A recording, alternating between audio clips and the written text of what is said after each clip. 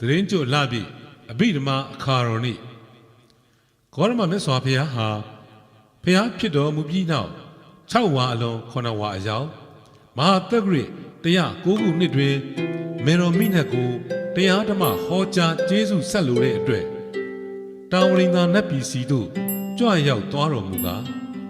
ပင်လေကတိပင်ရင်းကဗန္ဓုကပလာကြောက်ဖြာထက်မှထက်ဝဲဖွဲ့ခွေနေတော်မူလျက်မေရောမိနတ်အပါဝင်နတ်မြမအပေါင်းကိုအဘိဓမ္မာတရားတော်ကိုဟောကြားတော်မူလေတယ်။မြတ်စွာဘုရားရှင်ဟာအဘိဓမ္မာတရားတော်ကိုဝါရင်း3လပတ်လုံးရက်ပေါင်း90ကြာအောင်ဟောကြားတော်မူခြင်းဖြစ်တယ်။အဲဒီလိုအဘိဓမ္မာတရားတော်ဟောကြားလို့ပြီးဆုံးတဲ့နေ့ဟာသတင်းကြွလာပြီနေ့ပါပဲ။အဲဒီသတင်းကြွလာပြီနေ့မှာပဲမြတ်စွာဘုရားဟာတာဝရိန်သာနတ်ပြည်ကနေလူတို့ဌာနေသင်္ကတနဂိုပြည်စီပြန်လဲဆင်းသက်တော်မူရာမြတ်စွာဘုရားကအလဲဗရမ ्या ဆောင်တန်းမှဆင်းသက်တော်မူပြီးလိုက်ပါပို့ဆောင်သူနတ်အပေါင်းဟာ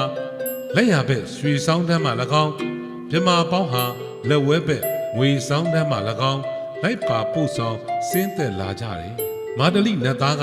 ဘုရားရှင်ရဲ့အနီးဝဲဘက်တော်မှာခါစားလိုက်ပါပြီးပြင်စသင်္ခနတ်သားဟာစောင်းဒီပူဇော်ရင်းလိုက်ပါပို့ဆောင်လေတယ်ကြားမင်းကဖျားရှင်ရဲ့နောက်တော်မှထီတော်မိုးလေးလိုက်ပါလာပြီးသူ့ယာမနတ်သားကရက်ခတ်လေလိုက်ပါပို့ဆောင်လေတယ်သင်္ကတနဂိုပြည်သူပြည်သားတို့လည်းမိရှုတစောင်းအလင်းရောင်တို့ထုံးကြီးပူဇော်လေးရဲ့ဖျားရှင်ကိုပူဇော်ကြည်ညိုကြလေတယ်အဲ့ဒီအစင်လာကိုယူက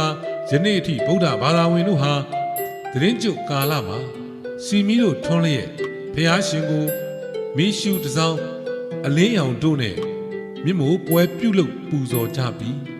သတင်းကြုတ်မိထွန်းပွဲတော်ကျင်းပကြခြင်းဖြစ်ပါတယ်။ဘုရားရှင်ဟာတက်တော်42နှစ်အရွယ်မှာ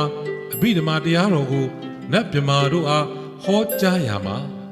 အကျယ်နီးနဲ့ဟောကြားခဲ့တာဖြစ်ပြီးလူပြည်ပြန်ရောက်တဲ့အခါ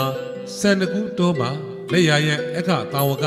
ရှင်သာရိပုတ္တရာကိုအကျဉ်းနီးနဲ့ဟောကြားလေတယ်။တခါရှင်သာရိပုတ္တရာကယဟန်900တို့ဟာအဘိဓမ္မာတရားတော်ကိုပြန်လည်ဟောကြားရမှာတော့မကျင်းမကျဲအလဲအလတ်နည်းဖြင့်ဟောကြားခဲ့လေတယ်။ဒီနေ့ဗုဒ္ဓဘာသာဝင်တွေအဘိဓမ္မာတရားတော်ကိုနာကြားသိယူခွင့်ရနေတာဟာရှင်သာရိပုတ္တရာရဲ့ကျေးဇူးတော်ကြောင့်ပါပဲ။အဲ့ဒီလိုဖျားရှင်အဘိဓမ္မာတရားတော်ကိုဟောကြားပြီးဆုံးတဲ့သတင်းကြိုလာပြီနေအားအဘိဓမ္မာအခါတော်နေ့အဖြစ်ဗုဒ္ဓဘာသာဝင်တို့အထွတ်အမြတ်ထားကမြင့်မိုးမီပွဲတော်ဆင်ရင်ကျင်းပလိရှိကြပါတယ်